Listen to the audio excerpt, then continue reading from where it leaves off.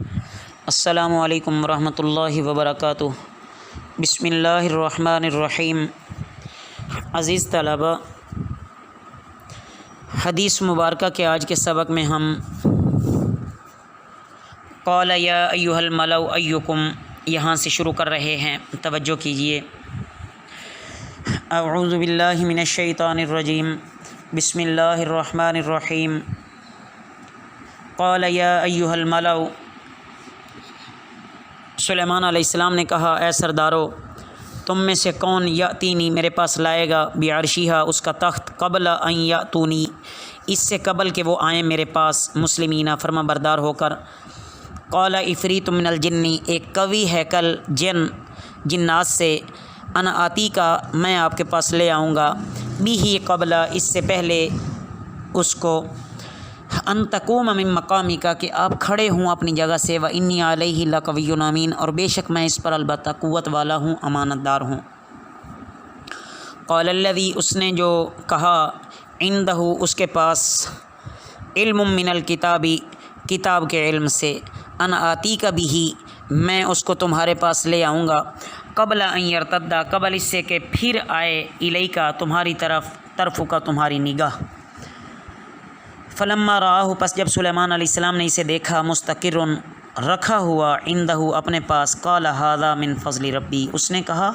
یہ میرے رب کا فضل ہے، لیبلونی تاکہ مجھے آزمائے، اشکر ام اکفر کہ آیا میں شکر ادا کرتا ہوں یا ناشکری کرتا ہوں، ومن شکر اور جس نے شکر ادا کیا، فانما یشکر لنفسہ پس وہ شکر کرتا ہے اپنی ذات کے لیے، ومن کفر اور جس نے ناشکری کی، فان ربی غنی کریم پس بے شک میرا رب بے نیاز ہے،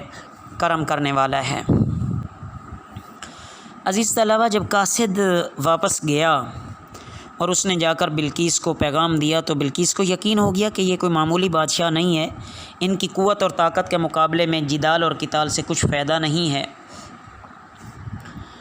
آخر اظہار اطاعت کی غرض سے بڑے ساز و سامان کے ساتھ حضرت سلیمان علیہ السلام کی خدمت میں حاضری دینے کے لیے وہ روانہ ہوئی۔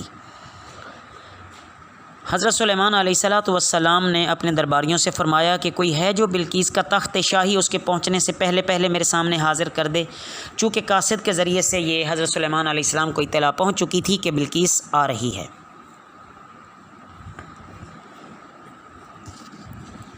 جنات میں سے حضرت سلیمان علیہ السلام کے سامنے ایک قوی ہیکل جن نے عرض کیا کہ اس کو میں آپ کی خدمت میں حاضر کر دوں گا قبل اس سے کہ آپ اپنے دربار سے اٹھیں۔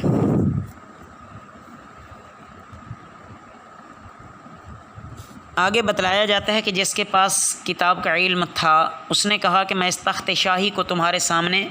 تمہاری آنکھ جھپکنے سے پہلے لا کر کھڑا کر سکتا ہوں۔ ایک رائے ہے کہ کہنے والے یہ جبرائیل علیہ السلام تھے یا کوئی اور فرشتہ تھا، دوسرا قول یہ کہ وہ حضرت سلیمان علیہ السلام کے وزیر حضرت آصف تھے، تیسرا قول یہ کہ وہ خود حضرت سلیمان علیہ السلام تھے۔ بہرحال جو بھی قول ہے اپنی جگہ پہ وہ درست ہے، تخت آ گیا۔ تو حضرت سلیمان علیہ السلام نے اس کو اپنے روبرو رکھا ہوا دیکھا تو خوش ہو کر شکر کے طور پر فرمانے لگے کہ یہ بھی میرے اللہ کا ایک بہت بڑا فضل ہے، میں اللہ کا شکر ادا کروں یا اعوذ باللہ میں ناشکری کروں، اللہ مجھے دراصل یہاں آزمانا چاہتے ہیں، لیکن اللہ کا شکر ادا کیا، اور ہونا ہی ایسے چاہیے کہ اللہ تعالیٰ کی نعمتوں پر اللہ کا شکر ادا کرنا چاہیے۔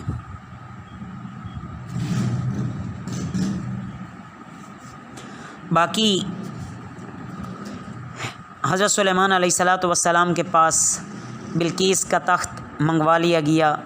تاکہ حاضر ہونے والی کافر ملکہ کو شان نبوت اور خدا کی قدرت وہ دکھائیں،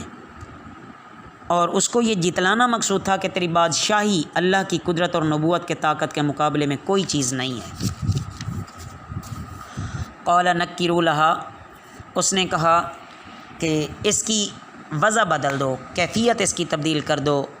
عرشہا اس کا تخت، ننظر ہم دیکھیں، اتہتدی آیا وہ راہ پاتی ہے، یعنی وہ سمجھ جاتی ہے یا نہیں، ام تکون یا ہوتی ہے، من الذین جو لوگ لا یہتدون راہ نہیں پاتے، فلما جاءت پس جب وہ آئی، قیلا تو کہا گیا اہا کذا عرشو کی، کیا ایسا ہی ہے تیرا تخت؟ قالت وہ بولی کأنہو ہوا، گویا کہ یہ وہی ہے، وَأُوتِينَا الْعِلْمَ اور ہمیں دیا گیا علم، من قبلہا اس سے پہلے، وَكُنَّا مُسْلِمِينَ اور ہم ہیں مسلمان فرما بردار، وَصَدَّہا اور اس نے اس کو روکا، مَا كَانَتْ تَعْبُدُ مِن دُونِ اللّٰہ جو وہ پرستش کرتی تھی اللہ کے سوا، إِنَّهَا كَانَتْ مِن قَوْمٍ كَافِرِينَ بے شک وہ تھی کافروں کی قوم سے، قِيلَ لَهَا ادْخُلِ الصَّرْحَ کہا گیا اس سے کہ تو داخل ہو محل میں، فلما پس جب رأتو اس نے اس کو دیکھا، حسبتہ اسے سمجھا، لجتاً گہرا پانی، وکشفت عن ساقیہا اور کھول دیں اپنی پنڈلیوں سے، قال انہ اس نے کہا بے شک وہ، صرح ممرد محل ہے جڑا ہوا، من قواریرا شیشے سے، قالت وہ بولی ربی انی ظلمت نفسی اے میرے رب بے شک میں نے ظلم کیا اپنی جان پر، واسلمت اور میں ایمان لائی، مع سلیمان سلیمان علیہ السلام کے ساتھ، للہ اللہ کے لیے، رب العالمین تمام جہانوں کے رب پر۔ یہ تحفے تحائف دے کر بھیجنے کا اور پھر آگے سے حضرت سلیمان علیہ السلام کا رد کر دینا، آپ علیہ الصلاۃ والسلام کا اصل مقصد یہ تھا کہ اہل سبا اللہ پر ایمان لے آئیں اور سورج کی پوجا کرنے سے باز آ جائیں۔ چنانچہ قاصد جب واپس ہوئے تو انہوں نے حضرت سلیمان علیہ الصلاۃ والسلام کی جو شوکت اور عظمت دیکھی تھی اس کو ملکہ سبا سے بیان کیا، تو اس نے طے کیا کہ تعمیل ارشاد کے سوا کوئی چارہ نہیں ہے۔ تو جب بلقیس آ گئی دربار میں تو حضرت سلیمان علیہ السلام کے حکم سے وہ شاہی تخت بلقیس کے سامنے لایا گیا اور اس سے پوچھا گیا کیا تمہارا تخت شاہی ایسا ہی ہے؟ یہ سوال خواہ حضرت سلیمان علیہ السلام نے خود کیا یا کسی سے کہلوایا ہو۔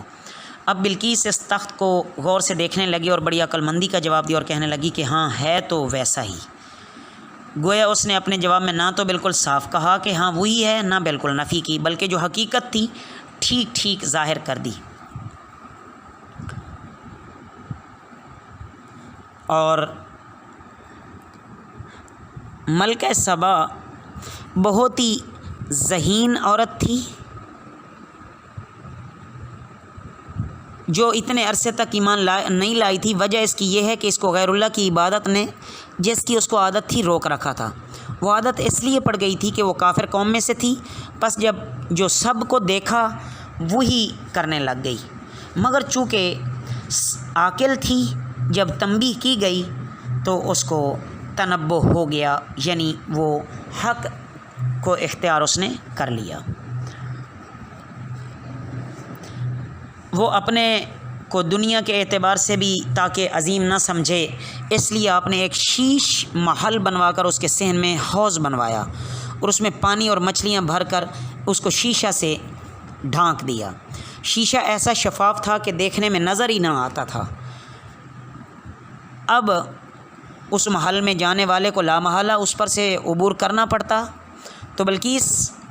سے کہا گیا کہ اس محل میں داخل ہو جاؤ، اور ممکن ہے کہ وہی محل اس کے قیام کے لیے تجویز کیا ہو، تو اس میں جانا اور ٹھہرنا ضروری ہوا۔ اب جب وہ چلیں تو راہ میں حوض آیا، تو چونکہ شیشہ کا فرش تھا اس لیے دیکھنے والوں کی نگاہ یقین کر لیتی تھی کہ صحن میں صاف شفاف پانی بہہ رہا ہے۔ اب بلقیس جو حوض کے کنارے پہنچی تو محل میں جانے کے لیے اور کوئی راستہ نہ تھا، تو اس لیے مجبوراً پانی میں داخل ہونے کے لیے اس نے پینچے یا دامن سمیٹ کر اوپر اٹھایا، جس سے پنڈلیاں کھل گئیں۔ اس وقت سلیمان علیہ السلام نے فرمایا یہ تو ایک محل ہے جو سب کا سب صحن سمیت شیشوں سے بنایا گیا ہے۔ تو اب ان کے دل میں ہر طرح سے سلیمان علیہ السلام کی عظمت پیدا ہوئی کہ نہ تو دنیا کے لحاظ سے میں ان سے اچھی ہوں اور دین کے لحاظ سے تو ویسے ہی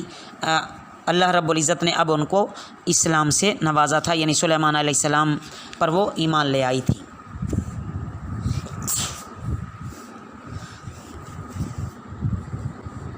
حضرت سلیمان علیہ السلام کے پاس حاضر ہو کر وہ ایمان لے آئیں اور اللہ رب العزت کا شکر ادا کیا کہ اللہ رب العزت نے ان کو اسلام جیسی ایمان جیسی دولت نصیب فرمائی۔ وَلَقَدْ أَرْسَلْنَا اور تحقیق ہم نے بھیجا اِلَى ثَمُودَ سمود کی طرف اخاہم صالحًا ان کے بھائی صالح علیہ السلام کو، ان اعبدوا اللہ کہ اللہ تعالیٰ کی عبادت کرو۔ فَإِذَا هُمْ فَرِيقَانِ يَخْتَصِمُونَ پس اچانک وہ دو فریق ہو گئے، باہم جھگڑنے لگے۔ قالا یا قومی، اس نے کہا اے میری قوم، لما تستعجلون، کیوں تم جلدی کرتے ہو، بالسیئاتی، برائی کے لیے، قبل الحسناتی، پہلے بھلائی سے، لولا تستغفرون اللہ، کیوں تم بخشش نہیں مانگتے اللہ سے، لعلکم ترحمون، تاکہ تم پر رحم کیا جائے۔ قالوا اطیرنا بکا،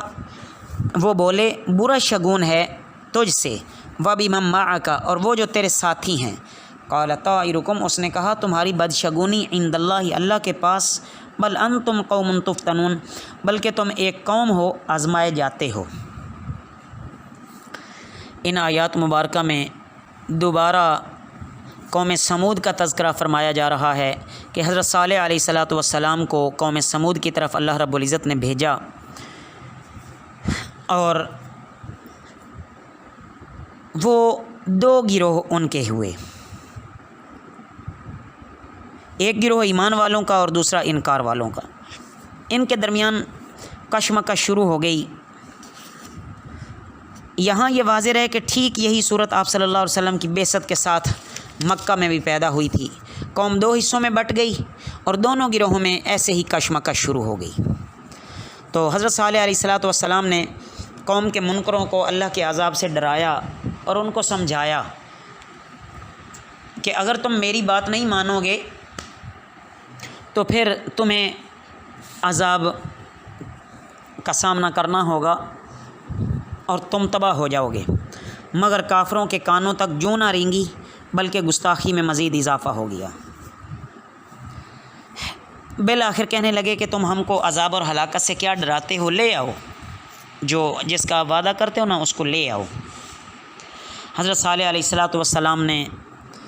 جب دیکھا کہ یہ ماننے والی نہیں ہے، لیکن پھر بھی ان سے کہا کہ ابھی بھی موقع ہے، گناہوں سے توبہ کر کے محفوظ ہو جاؤ، اللہ تم پر رحمت نازل فرمائے گا۔ لیکن قوم نے نہ مانا، اللہ رب العزت کی طرف سے ان پر عذاب آیا اور وہ سب کے سب تباہ و برباد ہو گئے۔ اس کے ساتھ ساتھ حضرت موسیٰ علیہ الصلاۃ والسلام کے متعلق بھی یہی کہا تھا کہ اگر ان کو یعنی فرعونیوں کو بھلائی حاصل ہوتی تو کہتے کہ ہم اس کے حقدار ہی ہیں، ہم کو یہ پہنچنا ہی چاہیے تھا، اور اگر کبھی خرابی اور مصیبت آ پڑی تو اس کو حضرت موسیٰ علیہ الصلاۃ والسلام اور ان کے ساتھیوں کی یہ نحوست کہتے۔ الغرض حضرت صالح علیہ الصلاۃ والسلام کا واقعہ آپ کے سامنے آ چکا ہے کافی دفعہ، تو لیکن اللہ کی طرف سے ان پر کیا عذاب نازل ہوا وہ دیکھیے۔ وکان فی المدینتی، اور تھے شہر میں، 9 رہطین، 9 شخص، یفسدون فی الارض، وہ زمین میں فساد پھیلاتے، ولا یصلحون، اور اصلاح نہیں کرتے تھے۔ قالوا تقاسموا، وہ کہنے لگے کہ تم باہم قسم کھاؤ، باللہ، اللہ کی، لنبیتنہ،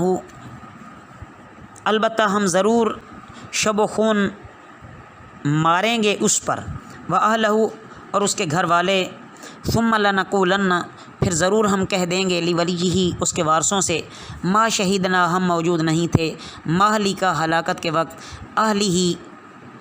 اس کے گھر والے، وانا لصادقون، اور بے شک ہم البتہ سچے ہیں۔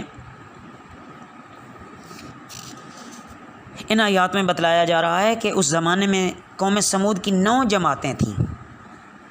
9 شخص سے مراد رہط بمانا جماعت، ہر جماعت کا ایک سردار تھا۔ تو ان 9 سرداروں نے، جن کا کام ملک میں فساد پھیلانے اور خرابی ڈالنے کے سوا کچھ نہ تھا، انہوں نے مشورہ کیا کہ صالح علیہ السلام کی طرف سے روزانہ ہماری جان کو یہ تنگی پہنچاتے ہیں